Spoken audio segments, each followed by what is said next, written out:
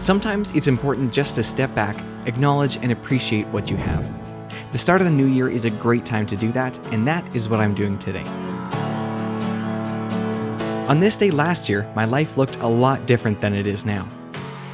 I made a commitment for myself just to be happier, and for me, that meant doing more of what I love, traveling and directing. I had been spending a lot of time thinking about how much I loved the latest trip that I took and how much I learned and how happy I was. I wanted to replicate that feeling, but for longer, and maybe somehow even get paid to do it. A big dream, but a dream nonetheless. Little did I know that between then and now, some of those dreams happened. So far, 2017 has definitely been the best year of my life, so 2018, let's step it up. 2017 consisted of some pretty epic adventures, like being one of the first 3 people in the world to drive all the way up to the Canadian Arctic Ocean in a vehicle, getting to live with a primitive family in the vast and mountainous jungle of Haiti, and being the first person to freedive with a massive pod of wild beluga whales in the Hudson Bay. This time last year, I was already 6 months into making consistent videos for this channel with just a small but loyal group of followers. Apparently someone liked what I was doing, and a week after I posted the 2016 version of this video, I was offered a dream job to host one of Filmora.io's flagship series of the year, a 22-episode travel series where I teach how to make epic travel videos like I do on this channel. So I was flown out to Vancouver for a couple weeks to film the series and make videos just about what I love and how I do it. Not a bad way to start the year. I was so inspired by this experience that it was the last kick in the butt that I needed to finally move to Vancouver. 2 weeks later, my car was packed and I moved. In hopes to expand this channel and further establish my other film production company, this seemed like the right decision.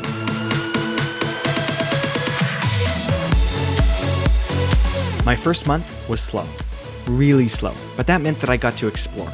I went on a lot of hikes and spent time outside, which was extremely energizing, but I wasn't getting a lot of work. But I was loving being so close to the ocean, nature, and the mountains, and I'm really glad that I got to take full advantage of that. Then it was April. I finally got some good news. I got a call from my friends Matt and Carla saying that a massive travel series that we'd been pitching for the last few months had been picked up, and the 3 of us were starting a 5-month road trip across Canada in 30 days. Now this meant leaving my place in Vancouver for half a year, but this was a no-brainer for me considering my personal commitments for the year and the lack of work. A dream was starting to come true.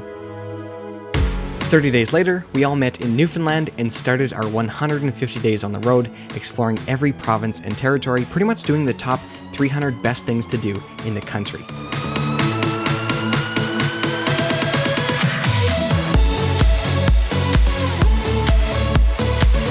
My job was to film and edit a tourism video for every province and territory for the company Must Do Canada.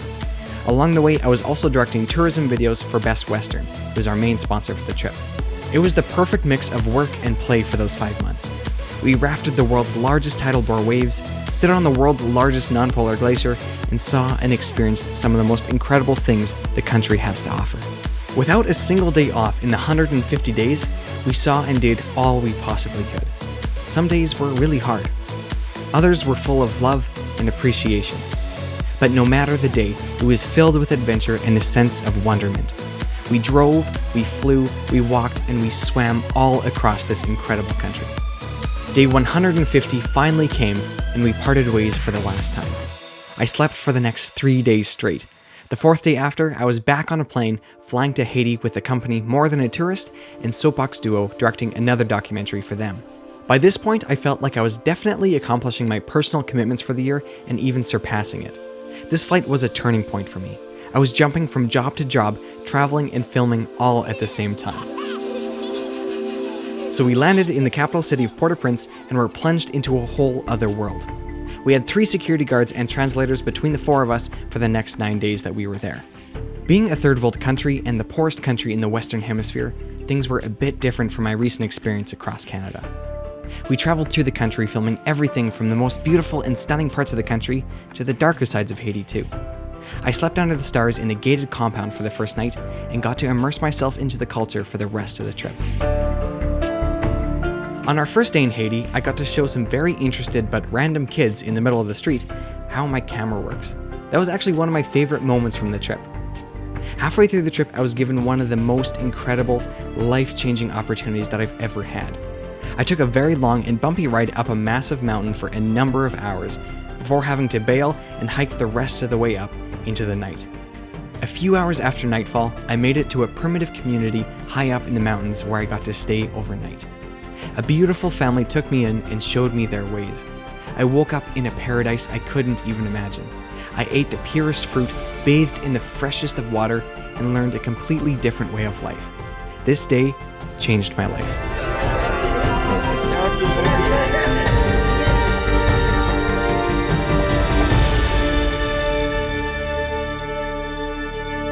We spent our last few days back in the capital city before heading back to Canada. I wrapped up some work in Edmonton and made my last 12-hour drive of the year to Vancouver. While in Vancouver, in between editing these projects, I got to explore the area a little bit more. I tried snowboarding for the first time, which I learned maybe I'm not the greatest at, and I pushed my advanced scuba certification and became a dry suit diver and explored shipwrecks and reefs covering the bottom of the inlets in the area. 2017 was full of new friendships, hard lessons, and new experiences, and I had the time of my life doing it, while sharing some of the highlights here on this channel. I stood on top of the world. I explored the depths of the ocean and pushed my comfort zone more times than I can count. I feel alive. I am alive. I'm alive. This year taught me to trust to follow what makes you happy. Things always change, sometimes for the better, sometimes for the worse. But without adapting, nothing will ever change. For after all, a ship in the harbor is safe, but that's not what ships are built for. Thank you so much for watching this video. I had a lot of fun looking back at the memories of 2017. All the experiences that I talked about in this video have their own dedicated adventure videos right here on my channel. So make sure to check out the links in the description down below, which will take you to those videos. So if you like this and you want to see more, click subscribe, and I'll see you on the next one.